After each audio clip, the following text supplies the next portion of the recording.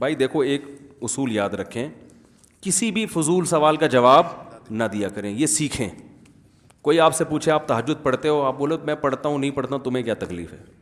کوئی آپ سے پوچھے کہ اب دیکھو میں لطیفہ سناتا ہوں, ایک آدمی کسی سے پوچھے تمہاری بیوی کیسی ہے, خوبصورت ہے بدصورت ہے, اس کو غصہ ہے تو کیوں پوچھ رہا ہے, کہہ رہے جنرل نالج کے لیے پوچھ رہا ہوں. اب آپ بتاؤ اس نے تو بےہودہ سوال کیا, آپ بولو کہ اس نے چونکہ پوچھا ہے, اگر میں غلط جواب دوں تو جھوٹ ہو جائے گا, صحیح جواب دوں تو میں اپنی بیوی کی باتیں دوسرے کو کیوں بتاؤں, تو یہ وہ بیوقوف ہے یا آپ بیوقوف ہو؟ آپ بیوقوف ہو بھائی. آپ بولو بھائی تجھے اس سے کیا ہے, خوبصورت ہے بدصورت ہے, کیا کرنا ہے تو نے, جنرل نالج تیرا مسئلہ ہے, میرا مسئلہ تھوڑی ہے. تو اسی طرح ہر سوال کا جواب, کوئی پوچھ رہا ہے آپ کی تنخواہ کتنی ہے, کیوں بھائی, اول تو یہ غلط سوال ہے, آپ کو غصہ آنا چاہیے بالکل بجائے کہ کیوں پوچھ رہے ہو, آپ کو میری ذاتی زندگی سے کیا واسطہ ہے. تو ہر سوال کا جواب سسرال والے پوچھ رہے ہیں نا رشتہ دینے سے پہلے, تو آپ بتائیں, اس میں چھپانا جائز نہیں ہے. لوگ اس میں بھی کہہ رہے ہیں آپ چھوڑیں یار تنخواہ کے کیا رکھے, ایسے ٹوپیاں کرا رہے ہوتے ہیں. ایک صاحب نے رشتہ بھیجا, لڑکی والوں سے کہا, لڑکی والے پوچھ رہے ہیں کہ تنخواہ کتنی, کہہ رہے تنخواہ اللہ کا دیا بہت کچھ ہے الحمدللہ.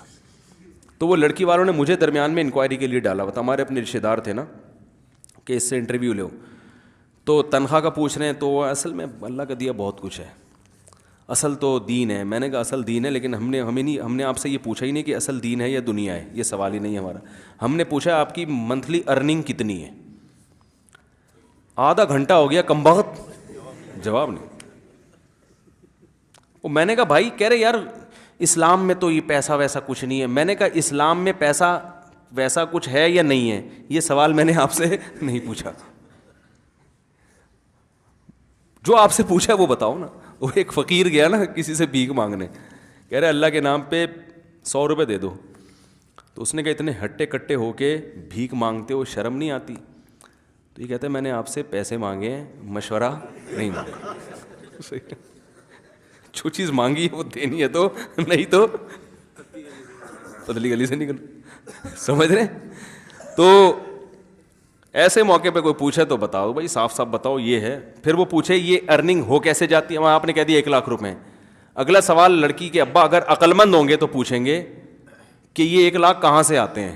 عقل مند ہوں گے, بیوقوف ہوں گے تو کہیں گے اصل میں پیسے میں کچھ نہیں رکھ. بھائی پہلے انکوائری تو پوری کرو, آپ کو بندے کا پتہ چلے. پھر یہ بات کی چیز ہے کہ غربت دیکھنی ہے کہ بندے کا سر سے بال سے پاؤں کے ناخن تک اسٹیٹس تو سامنے آئے نا, کہ ہے کیا, یہ قوم کیا ہے, رہتا کہاں ہے, ذاتی گھر ہے, کرائے کا گھر ہے, کیا کھلائے گا کیا پلائے گا.